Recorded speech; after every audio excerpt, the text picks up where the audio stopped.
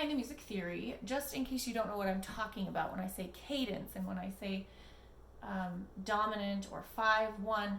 There are 7 chords in triad kind of harmony, and they're based on the notes of the scale. So in C major, this is the 1 chord, and C is the 1 in the scale.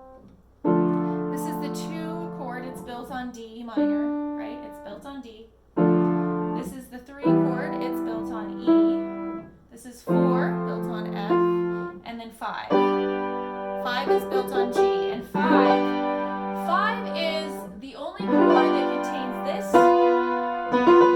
sound. This is called a tritone. It's really, really important for tonal harmony because it forces music to resolve. So whenever you have a 5 chord, whenever you have this that tension of a tritone, it forces you to release and resolve, and that's like the whole foundation of tonal harmony is this tritone, like resolving to the tonic. Tonic is another name for 1. So we're going between 1 and 5 and 1 and 5 and 1 and 5, and we have to kind of feel that pull between the tritone in the dominant 7th chord and hearing it resolve to 1. So tonally and harmonically, what you are doing is you are just kind of like stretching back and forth this 1 5 1 5 1 5 1 5. We're done. We're done. We're done. No, we're not done. We're done. We're done. We're done. We're not done. We're done. So it's just kind of stretching out this final cadence.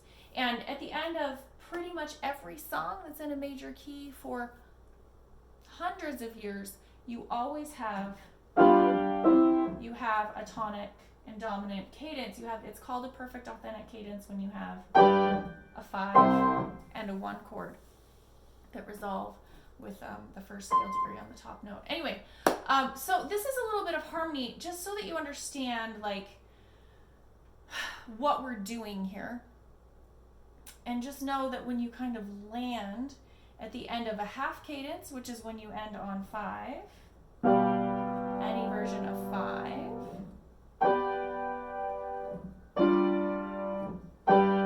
a half cadence is when you kind of land on the 5.